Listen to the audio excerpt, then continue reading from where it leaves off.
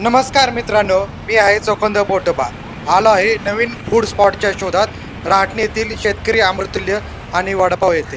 येथील कांदा भजी खूप प्रसिद्ध आहेत, तर आपण पाहणार आहे त्याची संपूर्ण मेकिंग.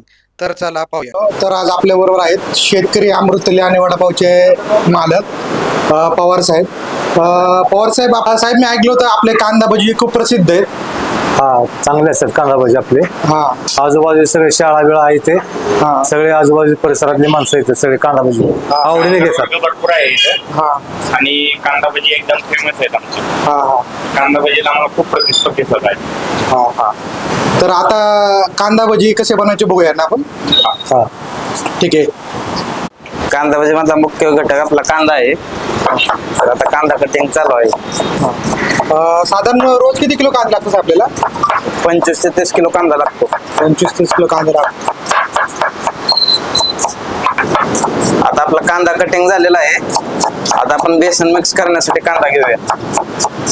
आपल्याला आता कांदा भजी कसा बनवायचं ते शिकवणार आहेत. तर पवार साहेब, आपण आता हा कांदा किती किलोचा घेणार आहे? 3 किलोचा आहे. 3 किलोचा आहे ना? हा. ठीक आहे, चला बनवूयात आपण. हा, त्याच्यात पहिल्यांदा मीठ टाकायचं. हा, मीठ किती टाकणार साहेब? मीठ टाकच्या अंदाजाने टाकावं लागतं जरा. अंदाजाने का? हा. तरी पण किती? तरी थोडं टाकायचं. 3 किलोसाठी एक 50 ग्रॅम पुरेसे आहे. ठीक आहे. त्याच्यानंतर आपण त्याला हे टाकणार, धने टाकणार. धने टाकणार का? हा,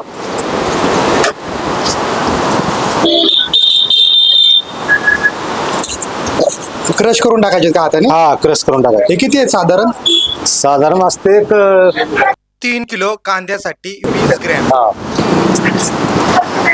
त्याच्यानंतर आपण ओवा टाकणार थोडा. ओवा टाकणार, तोही क्रश करून टाकायचा. हा, क्रश करून टाका.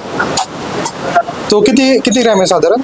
साधारण ते 3 किलो कांद्यासाठी 10 ग्रॅम. आपण आपण बिना पाण्याचं बनवतो ना? हा, बिना पाण्याचं मिक्स असं करायचं, बिना पाण्याचं. सगळं मिक्स व्यवस्थित झालं. हा, नंतर पीठ टाकायचं. हा. पीठ किती टाकायचं साधारण? पीठ टाकायचं अंदाजाने टाकावं लागतं थोडस. साधारण तरी पण आपल्या प्रेक्षकांना समजावं म्हणून एक अर्धा-पाऊण किलो. अर्धा-पाऊण किलो. हा, आपण पीठ टाकतोय आता.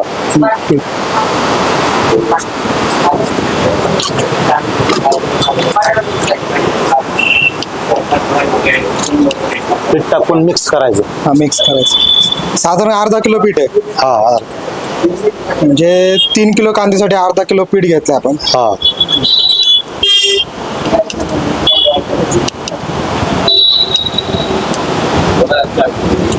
ते चांगलं एकजीव करायचंय का? हा, एक जीव करायचं. सगळं व्यवस्थित मिक्स झालं पाहिजे. हा, म्हणजे कांद्याला मीठ टाकल्यामुळे पाणी सुटले. हा, हा, मग त्या पाण्यामध्ये मिक्स करतो. मिक्स करतो. साधारण किती किलो कांदा लागतो रोज तुम्हाला?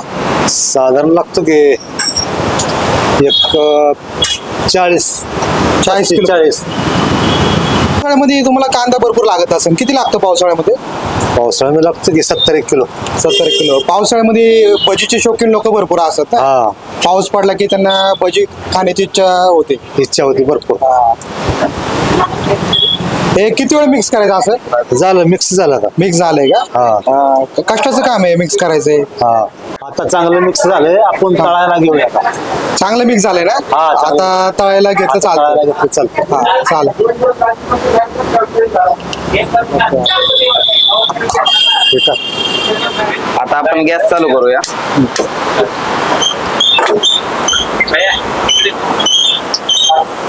आणि मारून त्याला एक ताव चेक करू. आता हे पाणी कशाला टाकलं साहेब आपण? ताव काढण्यासाठी. ताव काढण्यासाठी. हे पाणी टाकले ताव कळतो का? हा, मीडियम तावाला की भजी सोडायला चालू करायचं. आता बऱ्यापैकी मीडियम तावा आहे यात. हा. हे म्हणजे जास्त तावात सोडलं तर करपतात का? हा, करपतात.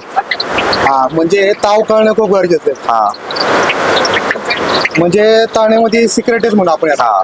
ताव कळला त्याला क्वालिटी ताव समजलं पाहिजे, भजीची साईज समजली पाहिजे.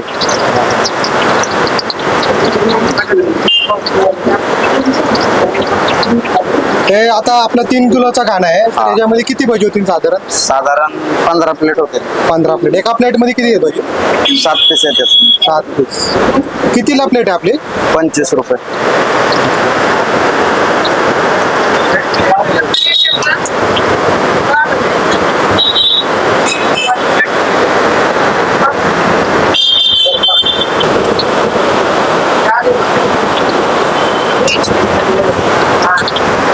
हे हा फ्राय केलेत का आपण? हा फ्राय करावे लागतात. एक वेळेस जास्त भजी बसत नाहीत, हा त्यामुळे हा फ्राय करून नंतर त्याला डबल फ्राय करायला टाकायचे. हे कोणतं तेल वापरतो आपण? सूर्या सोयाबीन. सूर्या सोयाबीन. आणि बेसन कोणतं वापरतो? पिस्तूल. पिस्तूल का? हा. म्हणजे चांगल्या क्वालिटीचं तेल आणि बेसन वापरतो. रिफाइंड ऑइल असतं हा हा आणि बेसन मिक्स वगैरे नसतं, पिस्तूल बेसन असतं, हा. फक्त चना बेसन. म्हणजे थोडक्यात प्युअर क्वालिटीचं हा. चना डाळचं बेसन. हा.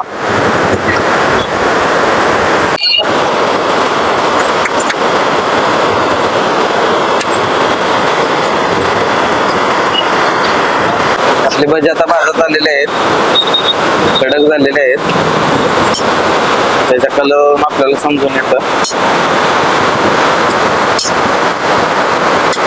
लालसर कलर आला की आपले भजी चांगले तोडून कडक झाले तर समजून येतं. हा. जर लाल झाले नाही तर आतून भजी बेसन राहतं तसंच. कच्चं राहते का? हा. म्हणजे कुरकुरीतच भजी खायला चांगला.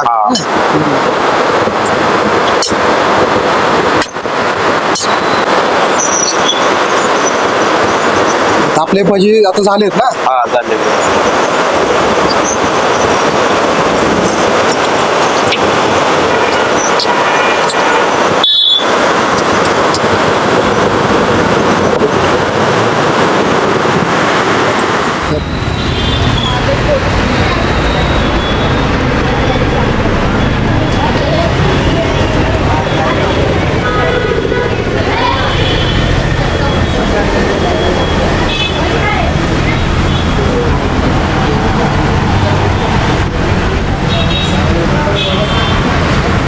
चालू करो, बोलो. हमारा पास में स्कूल है, यहाँ पर कांदा भाजी बहुत अच्छा है, इसके बाद रोज़ खाने आते हैं. बहुत सही टेस्ट है कोल्हापुरी स्टाइल कांदा भाजी, जरूर आना.